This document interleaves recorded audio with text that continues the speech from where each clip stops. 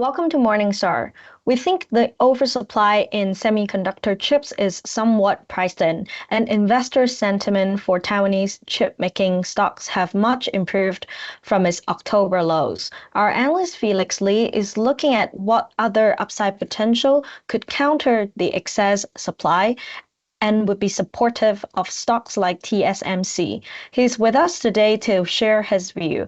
Hi, Felix. In your investment thesis for TSMC, you suggest that an upgrade in data centers globally could increase the adoption of advanced chips, which would benefit TSMC. Can you tell us more about it? Okay, sure.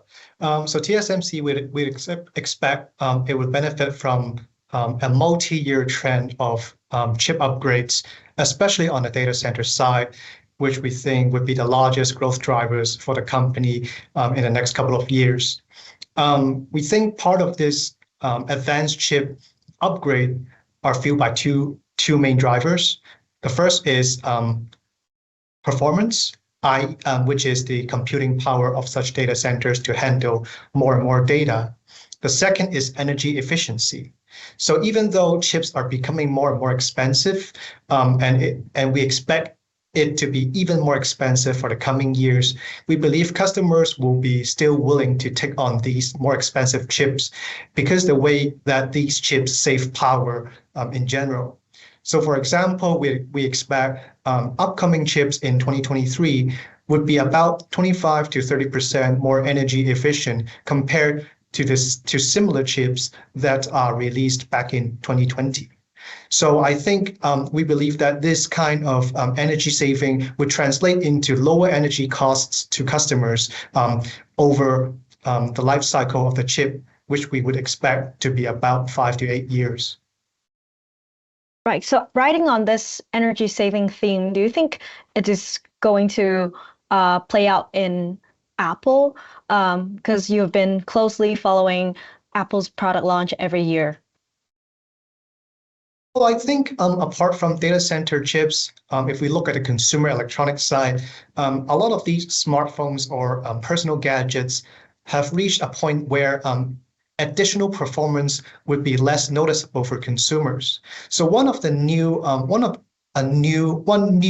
direction of these gadget companies would be reducing the power consumption of their devices.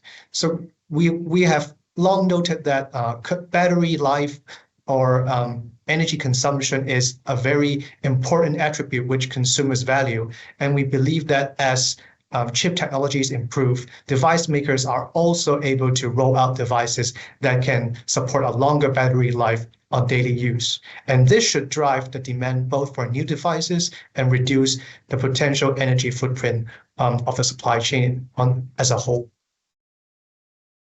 So both of these are very positive developments for foundries, but how much do you think it will help consume the excess inventory, and are there adjustments that you made on the original estimate of an oversupply by 2023? Well, we would say energy saving chips would be a long-term driver for the company, for TSMC and other foundries as well.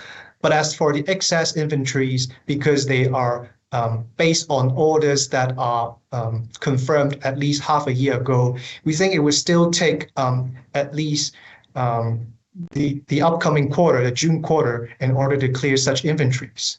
So we would look at the energy saving thesis more on a forward-looking perspective, namely a multi-year energy saving driver, rather than a catalyst that can speed up the consumption of excess inventories. Wonderful. Thank you, Felix. For Morningstar, I'm Caitlin.